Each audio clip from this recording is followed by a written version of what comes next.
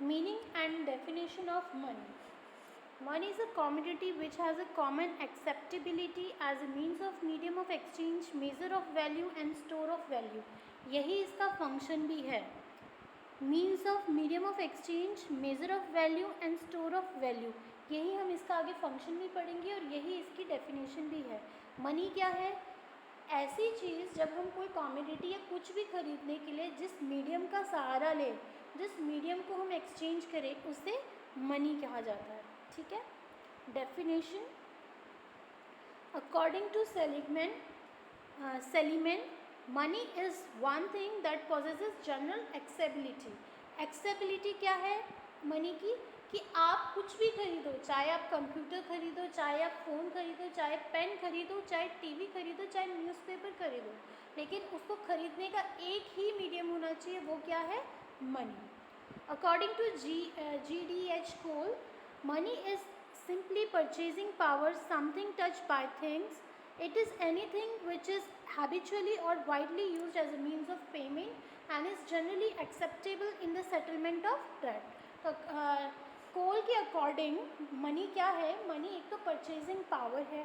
जो भी चीज़ें हम खरीदना चाहते हैं उसको हम थ्रू मनी को एक्सचेंज करके हम वो चीज़ें खरीद सकते हैं. सेकंड, हम अगर अपने डेट्स जो हमारे उधारी है या और कुछ के लिए, एक तो वो जनरल एक्सेप्टेबिलिटी, आपको कुछ भी खरीदना है तो आप सिर्फ मनी का यूज़ कर सकते हो. ठीक है. और अपने डेट्स भी मनी के थ्रू पे कर सकते हो. तो ये उन्होंने मनी की डेफिनेशन दी है. बट इन शॉर्ट आप जितनी भी डेफिनेशन पढ़ो, एक ही चीज़ निकल के आएगी कि कुछ भी खरीदने का एकमात्र मीडियम क्या है? मनी. इसीलिए उसको कहा जाता है जनरल एक्सेप्टेबिलिटी.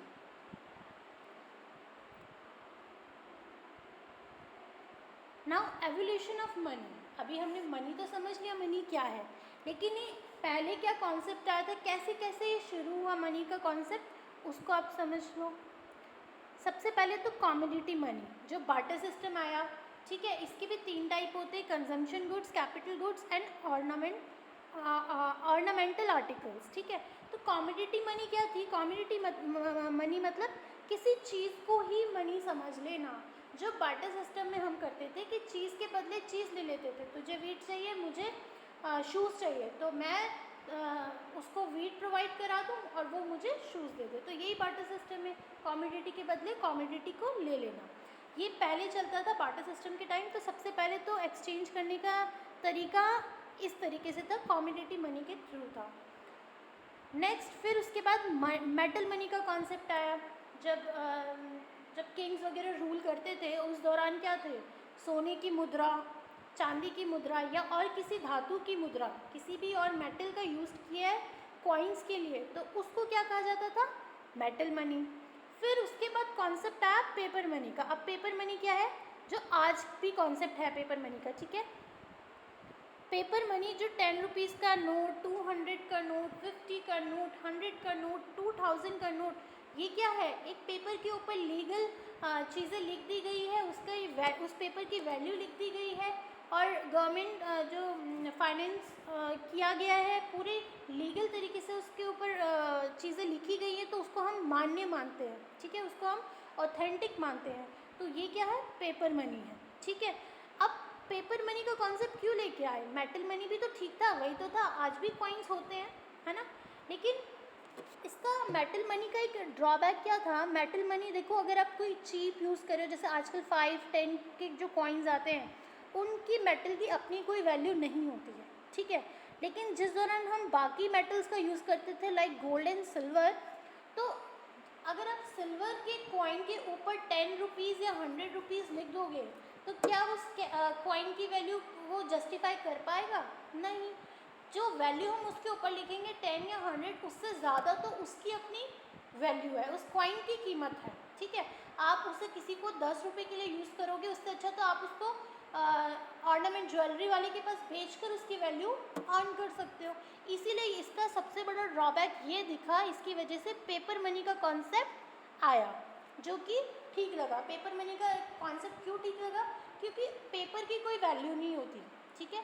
पेपर को अगर आप बेचने जाओगे तो उससे आपको कुछ नहीं मिलने वाला, लेकिन उसके ऊपर अगर लीगली कुछ वैल्यू लिखी है तो वो मायने देती है, इसीलिए पेपर मनी का कॉन्सेप्ट आया। ठीक है, नेक्स्ट इज क्रेडिट मनी। ठीक है, अब क्रेडिट मनी भी आजकल, paper money and credit money आज के टाइम चल रहा है। ठीक है, क्या है, अच्छा मेटल मनी भी चल रहा है बट गोल्ड एंड सिल्वर नहीं चल रहा। ठीक है, तो क्रेडिट मनी सिर्फ कॉइन्स के लिए यूज़ होता है। मेटल मनी वो आपको पता है 1 रुपी कॉइन, 2, 5 एंड 10, सिर्फ यही चल रहा है। क्रेडिट मनी में आपके आगे चेक्स एंड ड्राफ्ट। ठीक है,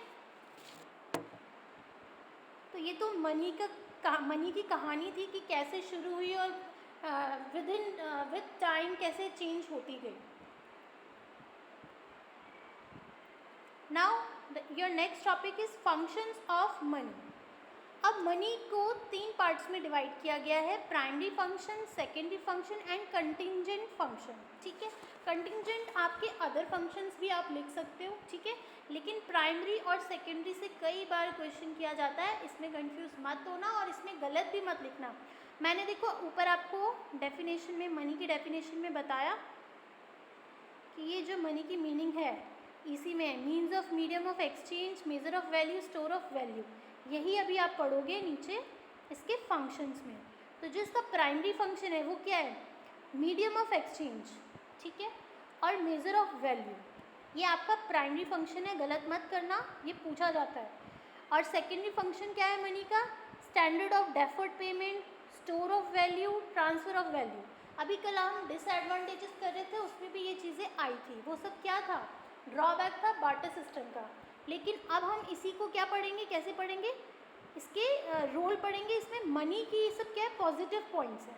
और कंटीजेंट में आपके आ जाएंगे basis of credit, basis of distribution of social income, basis of maximum satisfaction in production, helpful in making capital liquid and mobile, guarantee of solvency and bearer of option.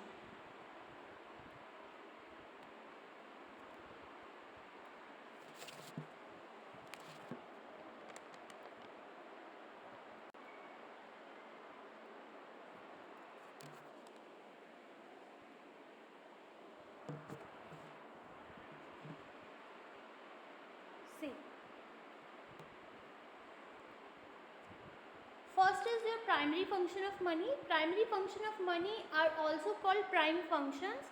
These functions are often prime importance and common to all countries during the periods. Money has 2 prime functions. तो basic function जो है money के वो prime functions कहलाते हैं। ठीक है, वो क्या है, medium of exchange. Money act as a medium of exchange in modern days. Exchange is the basis of entire economy and money makes this exchange possible. At present, money is the most liquid means of exchange. It has considerably extended the size of market in modern days. In old age, barter system was in practice in which goods were exchanged for goods, but due to lack of double coincidence, exchange was difficult. But the use of money has removed this difficulty. In modern times, money performs all function of exchange in the economy. तो medium of exchange क्या है कि barter system में क्या होता था कि हमें ढूंढना पड़ता था जो चीज़ हमें चाहिए वो उसके पास मिलेगी या नहीं। वो प्रॉब्लम मनी के कॉन्सेप्ट में नहीं होता। हर चीज़ को खरीदने का या बेचने का पर्पज मीडियम क्या है, मनी है। तो मनी की ये पॉजिटिविटी है कि हम इसे कुछ भी खरीदने के लिए एज अ मीडियम इसे कोई यूज़ कर लेते हैं, जिसे कहते हैं मीडियम ऑफ एक्सचेंज। ठीक है, next function is measure of value. हम मनी से ही चीज़ों की कीमत को जो कंपैरिजन भी करते हैं या हम बता भी पाते हैं। कल हमने एक एग्जांपल लिया था बार्टर सिस्टम में कि हमें कैसे पता चलेगा कि 1 केजी वीट में मैं उसको कितने, वो मुझे कितना कपड़ा दे, या 1 मीटर क्लोथ चाहिए मुझे तो मैं उसके बदले उसको कितना वीट दूँ। ठीक है, तो ये प्रॉब्लम बार्टर सिस्टम में थी, लेकिन मनी के आने के बाद ये प्रॉब्लम सॉल्व होगी कैसे, through its measurement. Money act as a unit of measure of value. In other words, it act as a yardstick of standard measure of value to which all other things can be measured. In barter system, the general measurement of value was absent and consequently it was difficult to measure the value of exchange. In modern time, the value of every commodity can be measured in money. With the use of money, economic calculations for measuring value have become simplified.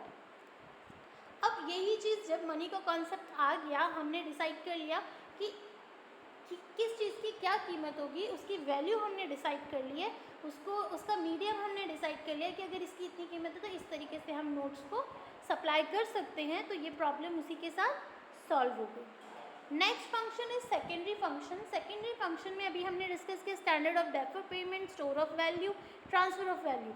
अब अगर आपको कल का lecture याद है तो मैंने deferred payment का मतलब बताया था ऐसी पेमेंट जो हम फ्यूचर में कर पाएँ, ठीक है। तो वो बार्टर सिस्टम में पॉसिबल नहीं था लेकिन वो मनी में पॉसिबल है। Deferred payment means those payments which are to be made in future. Money performs this function successfully because of the following reasons. Its value remains more or less stable as compared to other commodities. It has the merit of general acceptability. It is more durable as compared to other commodities. It is because of this function of money that there has been significant expansion of domestic and international trade. Money अपनी fixed figures होती हैं, money में इतना change नहीं आता, बाकी commodity की कीमत फ्लक्चुएट करती रहती है, तो हम डिसाइड नहीं कर पाते कि फ्यूचर में पेमेंट कैसे करें। वो बार्टर सिस्टम में पॉसिबल भी नहीं था, लेकिन मनी के आने के बाद ये प्रॉब्लम सॉल्व हो गई। हम फ्यूचर में भी इजीली किसी भी कमोडिटी की पेमेंट कर सकते हैं। नेक्स्ट फंक्शन इज, और ना केवल कमोडिटीज़ बल्कि हम इंटरनेशनल और नेशनल और इंटरनेशनल ट्रेड में भी ये हेल्प करते हैं। नेक्स्ट है store of value. Human being has a tendency to save a part of his income for future to fulfil his future requirements. Store of value can take place only when person becomes confident to use his savings as per his requirements in future. Money has this merit because its utility is never lost. Moreover, it contains purchasing power in future also, with which a person can buy goods and services.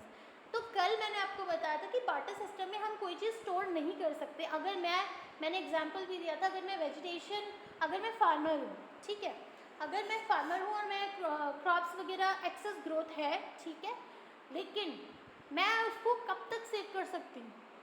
कुछ एक time period ऐसा आएगा जब वो save करने के बाद वो चीज़ ख़राब हो जाए, तो उसकी क्या होगी, मेरे को ज़ीरो वैल्यू मिलेगी।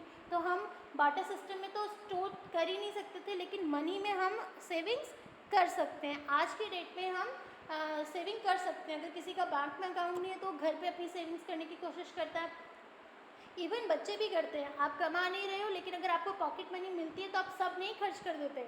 हर कोई अपने लिए थोड़ा सा सेव ज़रूर करता है। तो वो पॉसिबल किसकी वजह से हो पाता है? Through store of value. Next, transfer of value. Money is a liquid means of exchange, hence purchasing power of money can easily be transferred from one person to another or one place to another. Thus, in modern times, money has become the best means of transferring the value of money.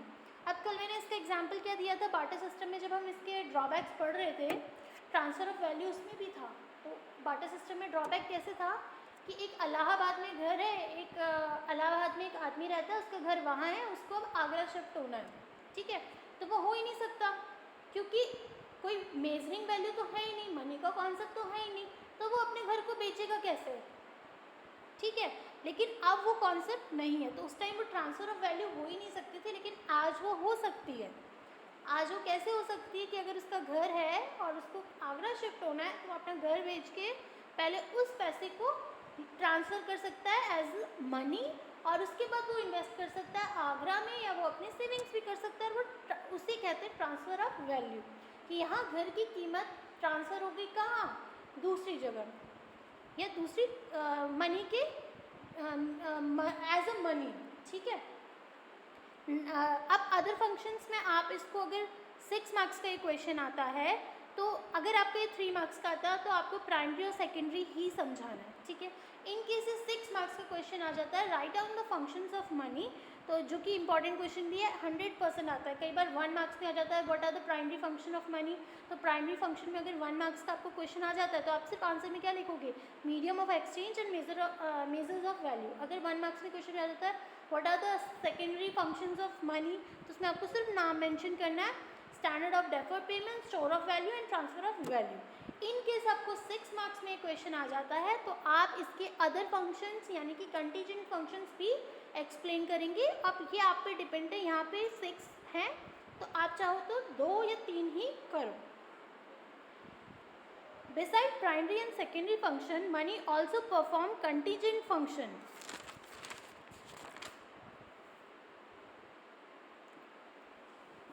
Number 1, basis of credit. In modern times, credit has a vital role in the economy. At present, credit is used as money on the basis of money. Credit is issued, that is bank or financial institution create credit on the basis of money.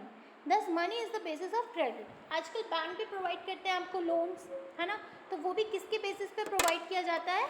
Money. तो money क्या है? Help करता है credit देने के लिए भी money को एज अ मीडियम हम यूज़ करते हैं.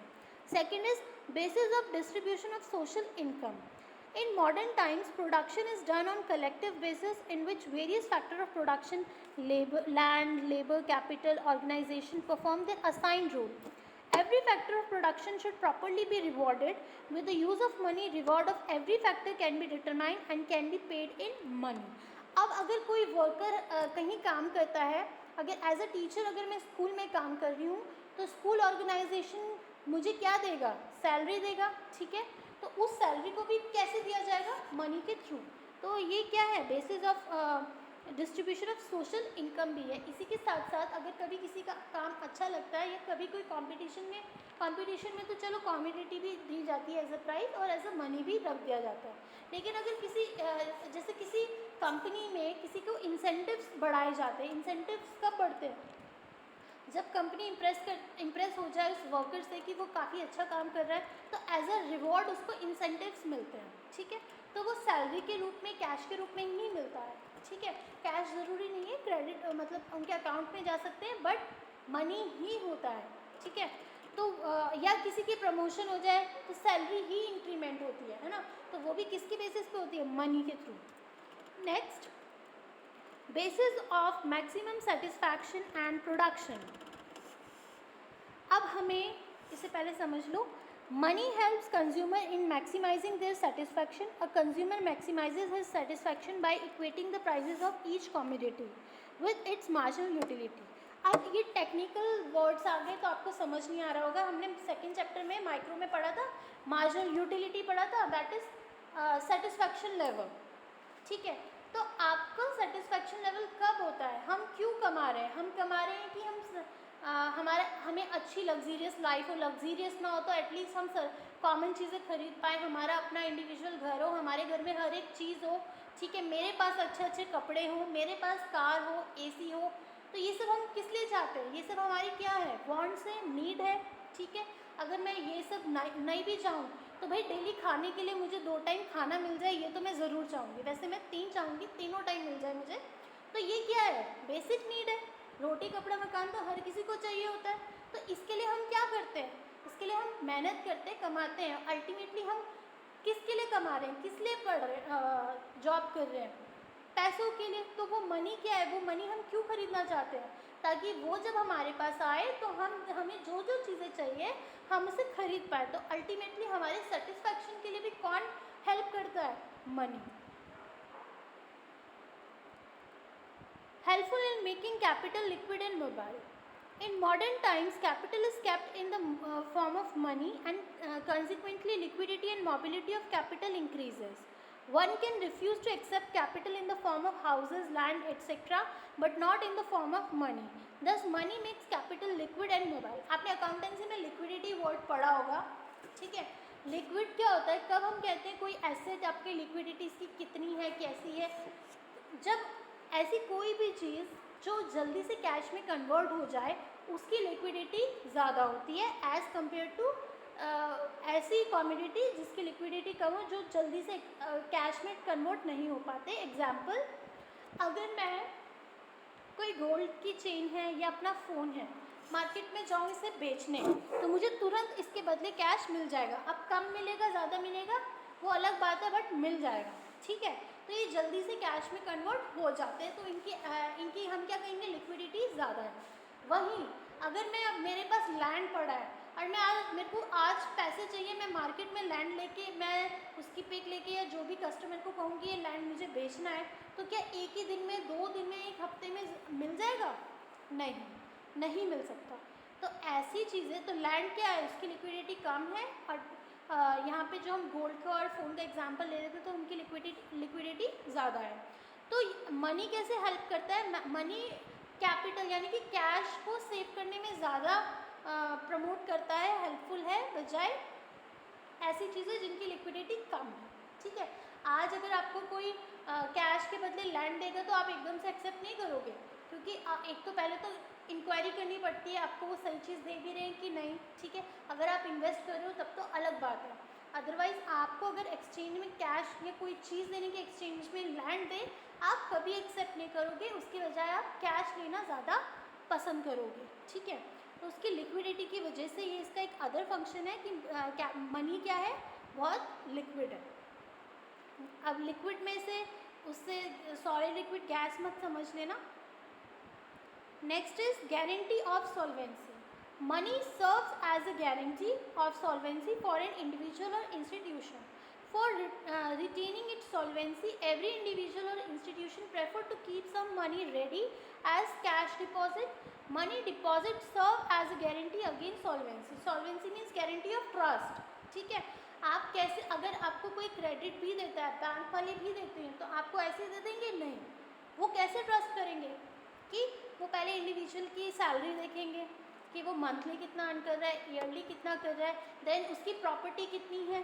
ठीक है, उसके बाद वो आपको लोन देंगे। ठीक है, तो मनी क्या है, मनी की, या अगर आप रेंट का एग्जांपल लो, आजकल कैसे रेंट लिया जाता है, रेंट से पहले एक सिक्योरिटी मनी जो लैंडलॉर्ड है वो पहले ही ले लेते हैं। ठीक है, सपोज करो वो अपना रूम आपको रेंट पे दे रहे हैं, तो उसके बदले में आजकल सिक्योरिटी अमाउंट मांगा जाता है, 10,000 12, जो भी उनकी डिमांड होगी उस अकॉर्डिंग पहले ही उनसे रख लिया जाता है। तो वो क्या है, वो एज अ ट्रस्ट रखा जा रहा है ना, कि कल को ये मेरे को रेंट ना भी दे, ये छोड़ के चली जाए तो मुझे लॉस ना हो।